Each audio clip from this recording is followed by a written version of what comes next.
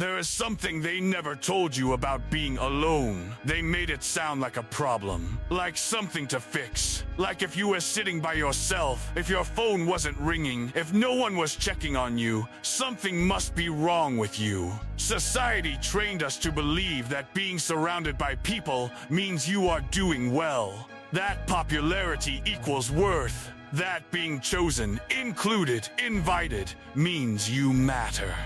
But what if that was never the full truth? What if some of the most important growth a human being can experience happens in the quiet, in the stillness, in the moments when no one is watching, no one is clapping, and no one even knows what you are building? I want to talk to you today about solitude. Not loneliness, not rejection, not failure, solitude. The deliberate, powerful, often misunderstood state of being alone with yourself. And I want you to understand something deeply before this ends. Being alone is not a weakness. It never was.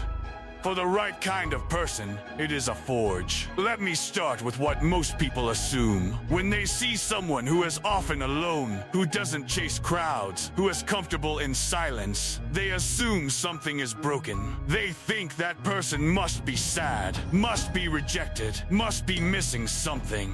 People who live loudly, who need constant company, who cannot sit in silence for 5 minutes without reaching for distraction. They look at the person alone and feel pity. They think that person has no one, but they are wrong.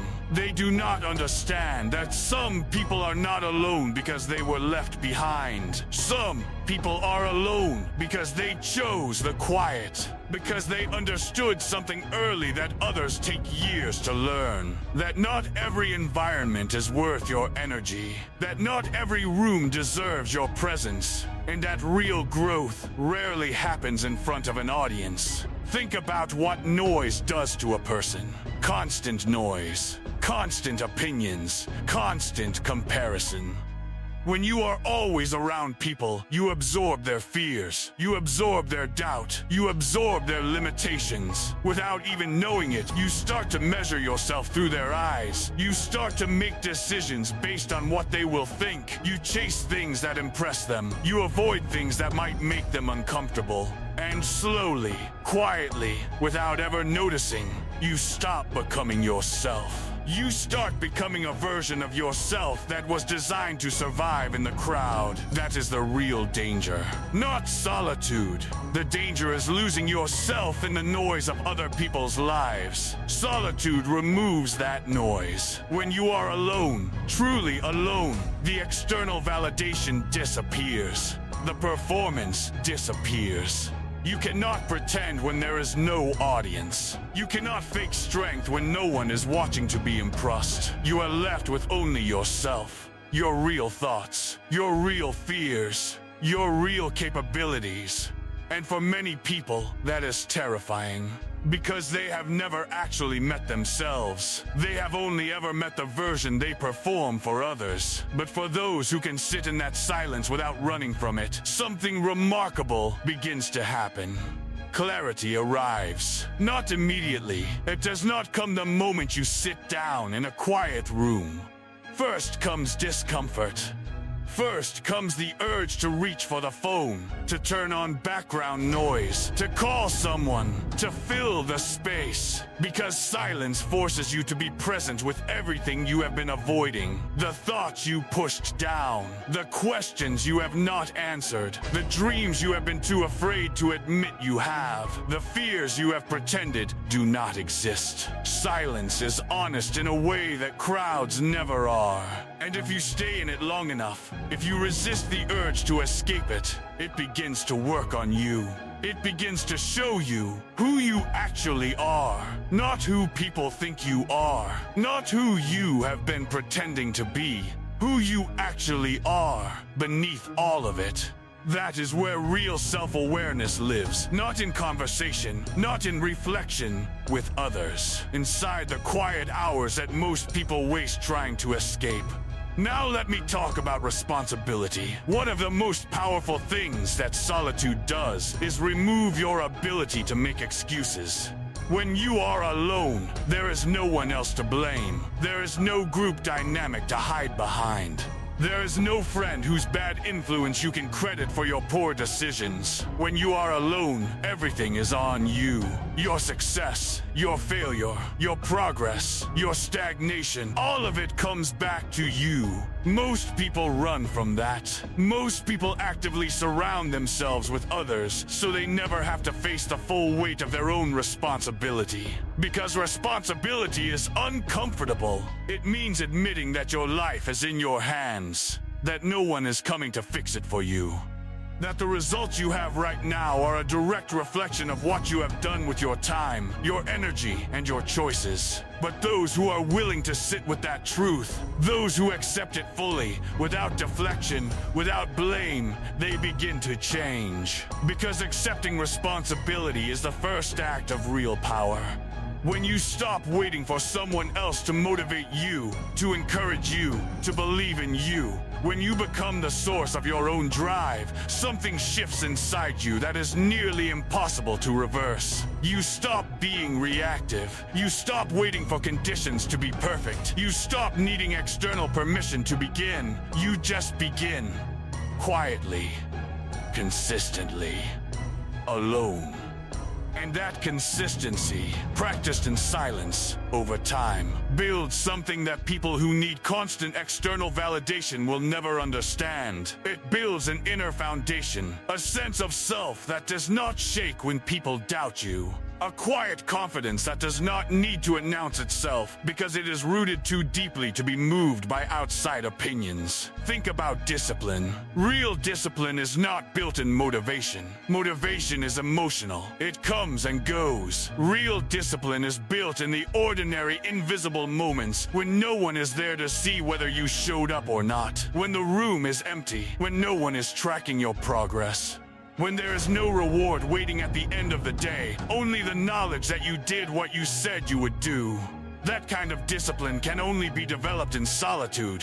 Because in solitude, there's no one to perform for. There's no one to impress. You either do the work or you do not. And every single time you choose to do it when you did not have to, when no one would have known either way, you build a layer of integrity inside yourself. You become someone who can be trusted by others eventually, but more importantly, by yourself. And self-trust is one of the rarest, most powerful things a human being can possess. Most people do not trust themselves. They say they will wake up early and they sleep in. They say they will stop a bad habit and they return to it within days. They make promises to themselves that they break quietly, alone, when no one is watching. And each time they break those promises, they deposit a small amount of doubt into their own sense of self. Over time, that doubt accumulates, and eventually they stop making promises to themselves at all. Because somewhere inside, they know they will not keep them. Solitude forces you to confront that cycle. It removes the audience, it strips away distraction, and it asks you directly, what are you actually made of? Every morning you wake up before you need to. In that silence, that is your answer. Every hour you spend learning something new, building something real, strengthening your mind when no one asked you to, that is your answer. Every time you sit in discomfort instead of running toward entertainment, every time you choose growth over comfort, that is your answer.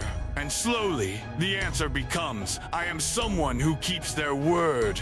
Even when no one is watching, especially when no one is watching. Now, let me contrast two kinds of people, because this distinction matters. The first person cannot stand to be alone.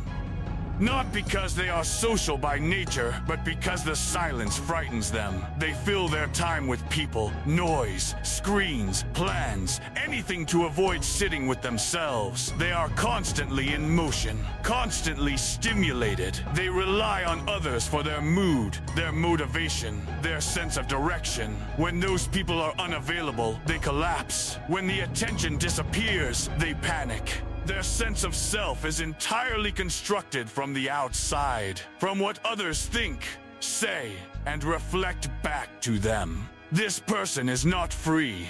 They may look social and connected, but they are deeply dependent. And dependency is a fragile state to live in. Because the world does not always provide what you need, people leave. Situations change. Attention is temporary. And if your entire emotional structure is built on external support, any disruption becomes a crisis. The second person has learned to be alone. Not to isolate themselves from all connection, but to be at peace in their own presence. To not need external validation to feel stable.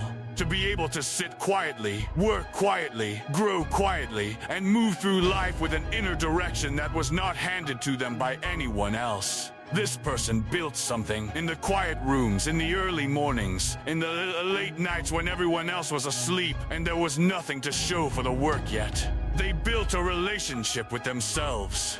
A strong one, and honest one. And because of that, their stability does not depend on whether someone else shows up. They are self-reliant. And self-reliance is one of the rarest, most admirable qualities a human being can develop.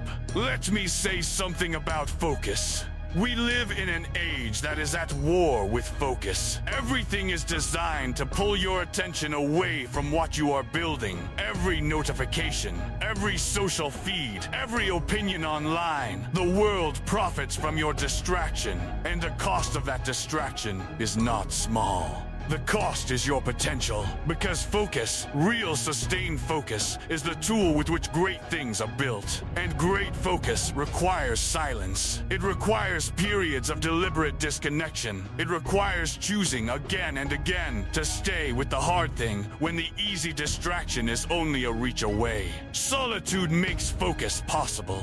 When you remove the crowd, when you silence the noise, when you stop performing and start producing, you discover what you are actually capable of. And what most people are capable of when they are finally alone and honest and focused is far more than they have allowed themselves to believe. That is an identity built on solid ground, and it can only be built in the hours spent with yourself. There is a kind of strength that only comes from being alone. You are not behind. You are not broken. You are not less because your life is quieter. You are in the forge. And what comes out of the forge is not soft. Stand in your solitude with pride. Not arrogance. Not isolation, but pride. The quiet, dignified pride of someone who chose to grow in the dark, without applause, without a guarantee, simply because they believed that becoming the best version of themselves was worth the work, even when no one else could see it yet. Those who can stand alone often become the most unshakable people in any room they eventually walk into. Not because they are louder, not because they perform the most, but because they built in private what others search for in public. Stability, clarity, self-trust, inner strength. That is what solitude offers. If you are brave enough to accept it, if this reached you, if this is the life you are living, if you are in that quiet season right now and you recognize what is being built inside you, comment one thing only: built different.